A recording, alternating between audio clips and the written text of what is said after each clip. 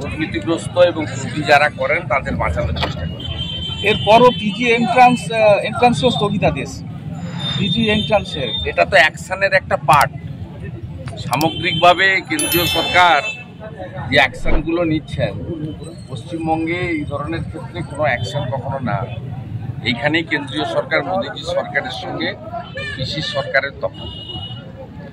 আজকে মনীষীতে মাল্যদান করলেন না, আজকে আত্মবলিদান দিবস।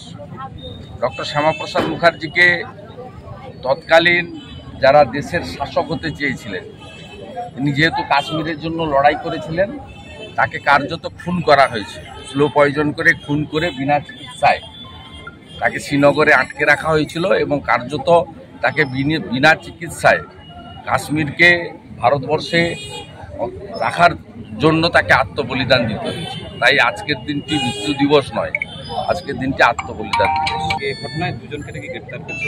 এটা সিবিআই টেক আপ করেছে, সিবিআই টেক আপ করেছে এবং একজনকেও ভারত সরকার ছাড়বে না। পশ্চিমবঙ্গের জয়েন্টে হাত দিলে এর থেকে বড় কিছু বেরোবে। মুর্শিদাবাদের রোজ বোমাগুলি, আজও সে যতদিন তৃণমূল থাকবে ততদিন তাই হবে। স্কুলের বাচ্চা কালকে রেজিনগরে স্কুলের মধ্যে বন্দুক নিয়ে চলে গেছে। নন্দীগ্রামেও কালকে ইটভাটা থেকে একাধিক বোমা উদ্ধার। এটা শিল্পে পরিণত হয়েছে। আমি অনেকবারই বলেছি, বুড়িমার চকলেট বোম পাওয়া যায় না, পিসির চকলেট বোম যেখানে খুঁজবে সেখানে। শতপ্রণোদিত মামলা নিয়ে নন্দীগ্রামে যে মহামান্য বিচারপতির যে নির্দেশ, পুলিশের যে শতপ্রণোদিত মামলা, একের পর এক মিথ্যে মামলার অভিযোগ এটা বিজেপি নন্দীগ্রামে। আমি মামলাকারী তো 47টা মামলা করেছি। এখনো পর্যন্ত কিছু করা হচ্ছে, হয়েছে এখনো পর্যন্ত কিছু মামলা। আমি মামলা কেন করবো? 47টা মামলা পুলিশ করেছে, আমি কোর্টের হস্তক্ষেপ চেয়েছি। না, যাদের বিরুদ্ধে করেছে তারা কি করছেন?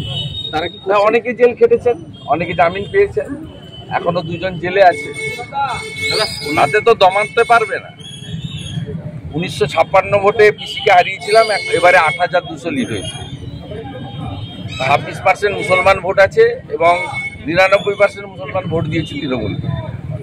তারপরেও আমি 8200 ভোট লিড করেছি, আমার লিড বাড়িয়েছি। আপনার ব্যবধানের পর এবারেও ব্যবধান অনেকটা বেড়েছে, তবুও এত জল্পনা। ওরা অধিকারী মুক্ত পূর্ব মেদিনীপুর করতে চেয়েছিল, উল্টে পিসি মুক্ত পূর্ব মেদিনীপুর হয়ে গেছে। 16টার মধ্যে 15টা।